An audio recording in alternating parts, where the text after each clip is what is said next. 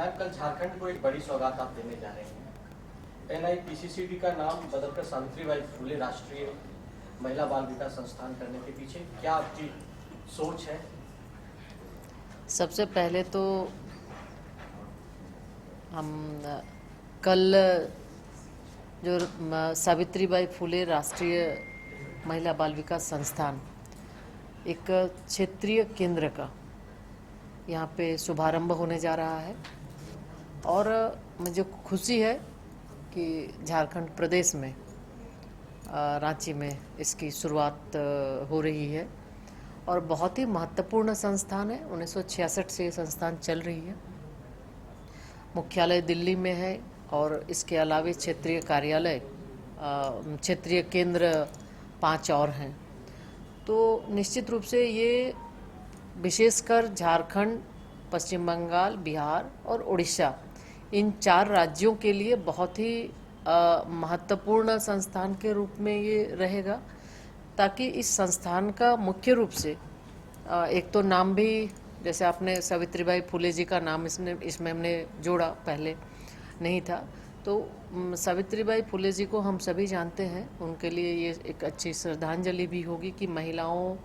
को आगे बढ़ाने में शिक्षा के क्षेत्र में उनका जो योगदान रहा है, वैसे समय में जब लोग घर से बाहर नहीं निकलते थे, तो एक आइडियल के रूप में उनको, उनके चूँकि योगदान उनका जो रहा है उसको हम इस बहाने याद भी करते रहेंगे।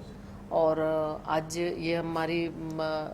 विभाग की ओर से ये जो कार्यक्रम हमारे चलाए जाते हैं माननीय प्रधानमंत्री जी के नेतृत्व में, जो हमारी योजनाएं, चाहे पोषण 2.0, मिशन वात्सल्य, मिशन शक्ति, तो इनसे जुड़ा हुआ इस संस्थान के माध्यम से उनकी कैपेसिटी बिल्डिंग, उनको ट्रेनिंग करना, उनको उस योजना का रिसर्च करना, उसके साथ साथ लोगों को उसके बारे में जागरूक करना, ये मुख्य उद्देश्य है। और हमें लगता है कि क्षेत्रीय केंद्र के माध्यम से हम ये जो 4 प्रदेश हैं, यहाँ बेहतर ढंग से भारत सरकार के द्वारा महिला बाल विकास विभाग की ओर से जो योजनाएं चला रही है, उस योजना के बारे में लोगों को जागरूकता के साथ साथ अच्छे ढंग से उसका क्रियान्वयन हो सके। हम लगातार कैपेसिटी बिल्डिंग की बात माननीय प्रधानमंत्री जी कर रहे हैं कि करते हैं, तो कैपेसिटी बिल्डिंग भी उनकी होगी। उस यहाँ पे चाहे जुवेनाइल जस्टिस बोर्ड के सदस्य हों या फिर CWC के सदस्य हों, CDPOs हों, DCPO हों,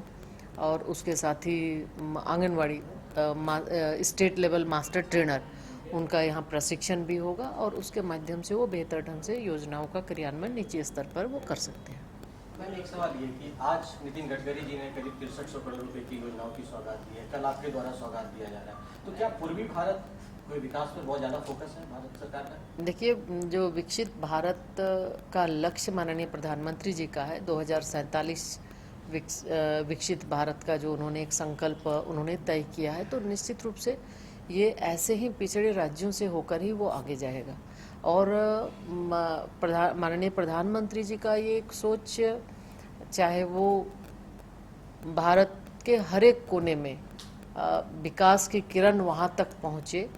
और सरकार का लाभ लोगों को एहसास हो, तो इसी को ध्यान में रखते हुए उन्होंने बहुत ही महत्वपूर्ण आज जो माननीय सड़क परिवहन राजमार्ग मंत्री जी ने, माननीय नितिन गडकरी जी ने, जो लगभग 3800 करोड़ से ज़्यादा की राशि का जो शिलान्यास और अनावरण उन्होंने किया है, तो ये बहुत ही महत्वपूर्ण है इस प्रदेश के लिए। और उसके माध्यम से कई राज्यों को जोड़ने वाली सड़क भी उसमें है, तो ये प्राथमिकता में है। इसके पहले भी आपको हम याद दिलाना चाहते हैं, भगवान बिरसा मुंडा जी की ये धरती है और भगवान बिरसा मुंडा जी को का 150वां ये जन्म जयंती ये वर्ष मनाया जा रहा है। बहुत ही इस वर्ष को ऐतिहासिक बनाने के लिए भी उन्होंने, चाहे पिछले बार आपने देखा कि उनके जन्मस्थली से PM जनमन योजना की शुरुआत उन्होंने की, साथ ही साथ धरती आबा भगवान बिरसा मुंडा ग्राम उत्कर्ष योजना की भी शुरुआत उन्होंने की, ताकि समाज के बिल्कुल पिछड़े, चाहे वो प्रिमिटिव ट्राइब्स हों या फिर अन्य जनजाति हों, दलित हों, पिछड़े हो, वंचित हो, हर किसी के लिए योजना तैयार कर उन तक पहुंच सके। और इसी क्रम में ये आज का दिन बहुत ही ऐतिहासिक रहा और निश्चित रूप से कल का भी जो दिन रहेगा ये खास करके महिला और बच्चे, आधी आबादी से ज़्यादा हम जिसको हम देखते हैं विभाग के माध्यम से, उनका देख रेख, उनका सुरक्षित रखना, संरक्षित रखना, हमारे जो बच्चे हैं जो देश के भविष्य हैं, तो उनको और बेहतर कैसे उनको हम स्वस्थ बच्चे जन्म हो उसकी हम व्यवस्था कर सके।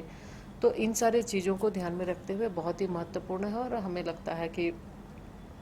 जो सोच है आदरणीय प्रधानमंत्री जी का, उसको नीचे तक पहुंचाना ये हमारा लक्ष्य है। इसलिए योजनाओं का कार्यान्वयन सही ढंग से हो,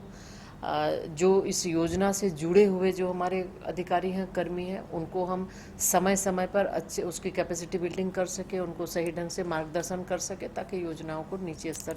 तक और उन लाभार्थियों तक वो पहुंचा सके। झारखंड सरकार का कितना सपोर्ट मिल रहा है मैडम, क्योंकि लगातार वो आरोप ये लगता है कि केंद्र से सहयोग नहीं मिल रहा है, तो क्या कोऑर्डिनेशन और एक जो सहयोग है वो मिल रहा है सही से? देखिए,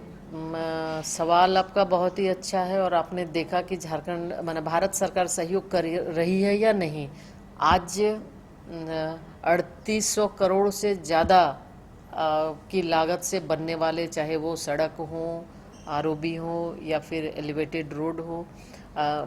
हर एक चीज़ों का माननीय मंत्री जी ने आज शिलान्यास भी किया है, उद्घाटन भी किया है और उन्होंने घोषणा भी की इसके आगे की भी, और उन्होंने आग्रह भी किया है झारखंड सरकार से, अभी जो बनारस से कलकत्ता जो रोड बनने वाली है और ऐसे कई और सड़कें हैं, आरओबी है, जहां भूमि अधिग्रहण का कार्य लंबित पड़ा हुआ है। भूमि अधिग्रहण नहीं होने के वजह से योजनाएं विलंब, योजनाओं को समय पर पूरा करने में दिक्कत होती है और उसका कार्यान्वयन में दिक्कत होती है। तो इसके वजह से उन्होंने आग्रह भी किया है मंच के माध्यम से माननीय मंत्री जी ने मुख्यमंत्री से कि आप जो भी लंबित पड़ी योजनाएं हैं जिसमें भूमि अधिग्रहण का है या अन्य कुछ समस्या है उसका आप समाधान करके दें। तो भारत सरकार हमेशा से, इसके पहले भी कार्यक्रम में आपने देखा होगा कि उन्होंने कहा था कि आप योजना बनाकर भेजो, हम आपको मदद करेंगे। और खुले दिल से माननीय प्रधानमंत्री जी देश के सभी, चूंकि एक भारत श्रेष्ठ भारत का उनका संकल्प है, विकसित भारत का संकल्प है, तो निश्चित रूप से वो बराबर वो सभी को ये कहते हैं कि योजना आप भेजो और उसकी स्वीकृति भारत सरकार देगी। और निश्चित तौर पे हमें लगता है कि आप अगर कोविड के काल को भी याद करें तो लगातार मुख्यमंत्रियों से बात करना, चर्चा करना, कहाँ क्या दिक्कतें हैं उसको पूरा करते हैं। तो इसलिए ये भारत सरकार की ओर से लगातार राज्यों की ओर से जो डिमांड जाती है निश्चित रूप से उसको दिया जाता है। लेकिन ये अफसोस है कि झारखंड सरकार को जिस तत्परता के साथ काम लेने के लिए उनको जो प्रपोजल भेजना चाहिए, जो उनको हेल्प मदद करना चाहिए, कहीं ना कहीं उसमें कमी दिखती है। 6 साल हो रहे हैं मैडम, महिला आयोग के अध्यक्ष नहीं है झारखंड। देखिए, राज्य इसलिए कि राज्य में, और ये बहुत ही महत्वपूर्ण है, महिला आयोग की अध्यक्ष नहीं है, आधी आबादी महिलाओं की है और झारखंड प्रदेश के अंदर जिस तरह से महिलाओं की जो समस्याएं होती है, निश्चित तौर पे ये लगता है कि राज्य सरकार संवेदनशील नहीं है, जिसके वजह से आज महिलाओं के प्रति वो संवेदनशील नहीं है। आए दिन इस तरह की घटनाएं घटती है, उसके बाद भी 6 वर्षों से अगर महिला आयोग का अध्यक्ष नहीं है तो ये बहुत दुखद बात है और इसी से ये लगता है कि सरकार कितनी गंभीर है। मैम सवाल एक और ले लीजिए मैम, कुपोषण का एक सवाल है मैम। झारखंड में आप क्योंकि यहीं से हैं, कुपोषण बहुत बड़ी समस्या है। डिपार्टमेंट एज अ होल इस मुद्दे को इस तरह से देख रहा है, क्या वर्क है मैल न्यूट्रिशन को खास करके एड्रेस करने? देखिए, कुपोषण को दूर करने के लिए, कुपोषण मुक्त देश के लिए माननीय प्रधानमंत्री जी ने जो पोषण 2.0 प्रोग्राम उन्होंने शुरू किया है, पोषण 2.0 के माध्यम से हम सबसे शुरुआत हम जो प्रेग्नेंट लेडी हैं हम उनसे भी शुरुआत करते हैं कि उनको पोषाहार उनको मिल सके, वो स्वस्थ बच्चे को जन्म दे, उसके लिए कार्यक्रम के माध्यम से, उनके लिए प्रोटोकॉल है उसके माध्यम से और THR के माध्यम से हम उनको पहुंचाते हैं। उसके साथ ही साथ पोषण 2.0 में हम लगभग 10 करोड़ से ज़्यादा लाभार्थी हमारे हैं, उसमें बच्चे हैं, प्रेग्नेंट लेडी, लैक्टेटिंग वुमेन लगभग 1.5 करोड़ से ज़्यादा है और उसके अलावा फिर बच्चे हैं। तो ये प्रयास है कि उसके लिए समय समय पर जागरूकता का भी हम करते हैं, पोषण माह, पोषण पखवाड़ा के माध्यम से, जागरूकता के माध्यम से कि आप कैसे प्रोटोकॉल को फॉलो करना है। ऐसा नहीं है कि कुपोषण सिर्फ बीपीएल परिवार या फिर बिल्कुल एकदम नीचे तबके के लोगों के बच्चों के लिए है, ऐसा नहीं है। कुपोषण आपको अन्य संभ्रांत परिवार में भी मिलेगा। तो जो कि इसलिए हम लोग इस पोषण पखवाड़ा, पोषण माह के माध्यम से सामाजिक जागरूकता का कार्यक्रम करते हैं। उसमें जन सहभागिता होती है। लोगों को हम आंगनवाड़ी वर्कर के माध्यम से, सीडीपीओ और हमारे जो कर्मी हैं उनके माध्यम से लोगों को जागरूक करते हैं। ये एक पोषण माह 1 महीने का होता है, पोषण पखवाड़ा 15 दिनों का होता है और उसके तहत हम ज़्यादा से ज़्यादा जागरूकता अभियान करते हैं। उसके साथ साथ बच्चों हमारा जो पोषण ट्रैकर के माध्यम से, छोटे छोटे वीडियो के माध्यम से हम आंगनवाड़ी वर्कर को ट्रेनिंग करते हैं कि वो जाके अब जो धात्री माता है, गर्भवती माता है, वो बच्चों को के बारे में वो बताएं कि बच्चों को कैसे खिलाना, कैसे रखना, या फिर उनके बारे में विस्तृत रूप से वो जानकारी देते हैं। तो ये लगातार ये कार्यक्रम चलता है और हमें लगता है कि निश्चित रूप से उसमें हर किसी के सहभागिता की भी आवश्यकता है। गोल जहां 27 वर्षों के सफर में 17,000 से भी अधिक छात्रों ने डॉक्टर एवं इंजीनियर बनकर भरे सफलता की ऊंची उड़ान, जहां साधारण छात्र भी असाधारण सफलता प्राप्त कर बना रहे इतिहास। दूरदर्शी शिक्षाविद श्री विपिन सिंह के मार्गदर्शन में मेडिकल एवं इंजीनियरिंग के लाखों छात्रों के लिए आशा की किरण के रूप में गोल्ड रिजल्ट फैक्ट्री